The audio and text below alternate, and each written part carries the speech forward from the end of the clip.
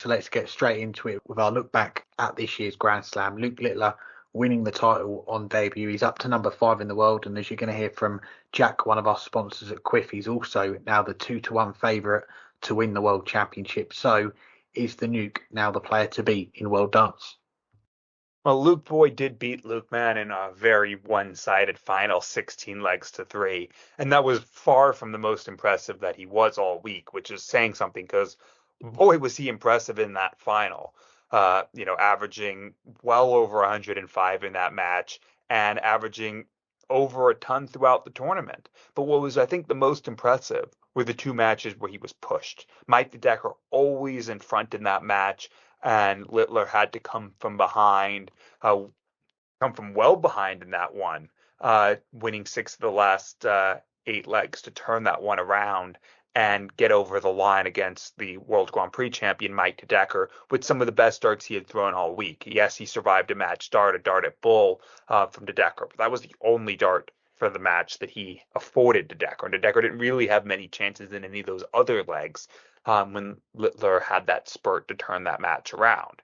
And the semifinal as well, coming from 12-8 down against Gary Anderson. Gary Anderson hitting everything in that match, it seemed like 4-ton plus checkouts. But it was not enough. And you knew in the moment it might not be enough because you knew that Littler had gears that he could reach if he needed to, and he did need to. And then winning, getting the break of throw, and then holding in the decider to win 16-15. And we'll come on to it later. It's one of the matches of the year, if not the match of the year. I think those were the matches that were the most impressive, even more than 32 legs to 5 that he beat Watamina and Lukeman against combined. And I don't know if I'm yet ready to say that he's the favorite because Luke Humphries is the world number 1 and is defending world championship. And it wasn't the week of Humphries' life, obviously, for many reasons.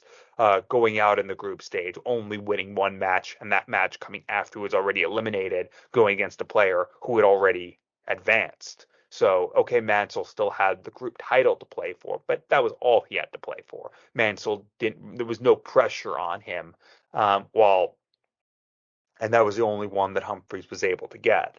But it was a bad week.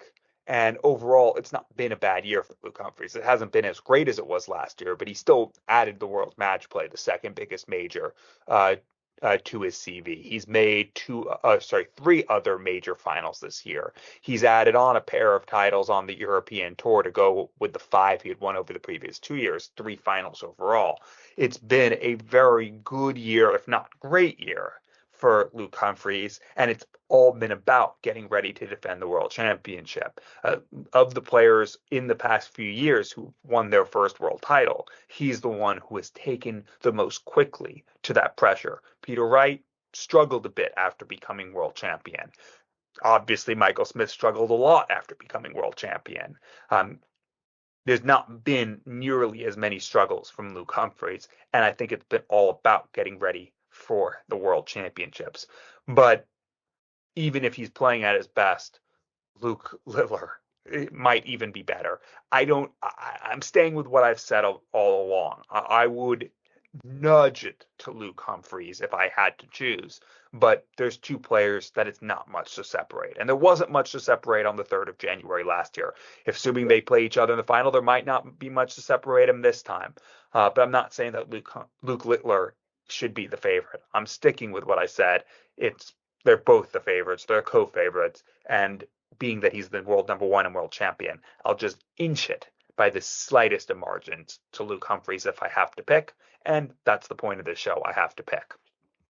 Looking at Luke Littler, I think he is undoubtedly the star attraction in world darts right now. It seems funny to say that because of all the interest that he's had in the last 12 months. There's few dart players that can match the interest that he's had from the media, the general public in 2024. But coming into the Grand Slam, it's probably the quietest that hype has been all year. A lot of the talk has been about the surprise winners of majors in recent weeks. We had Mike Decker, Richie Eddhouse winning these major titles, and they took a lot of the headlines from Luke Littler. And that's certainly changed, hasn't it, after the weekend, hasn't it? Because all eyes are firmly back on this young man, not just in the darts world, but beyond You've got the mainstream media. We've already seen him doing interviews with TalkSport and Sky Sports News, and I'm sure there's going to be plenty more media requests coming this way for the rest of this week as well. But the way Luke Littler's performed in the Grand Slam right from the start, the three group games, 110 average in the first game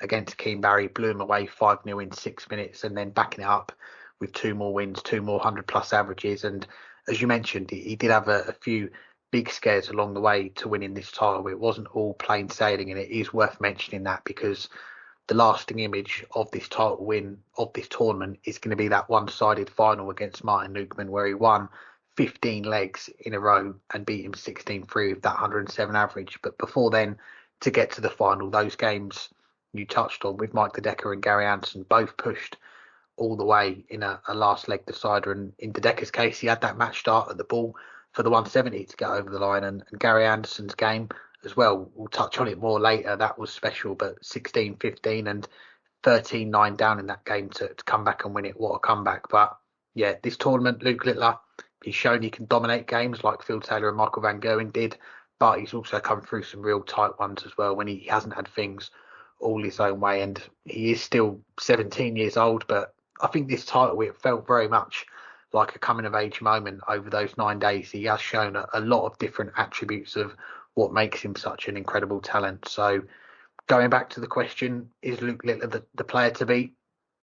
He's one of two players to beat right now. I know the Grand Slam didn't go according to plan for Luke Humphries going out in the group stages, but he has built an awful lot of credit in the bank these last 12 months. So for me, the two Lukes, they are the players to beat. And yeah, it's very, very tough to split them at the moment. You might be siding towards Littler right now because of the Grand Slam, but we might just come into this podcast next week with Humphries winning another major and we'll be swaying towards him again.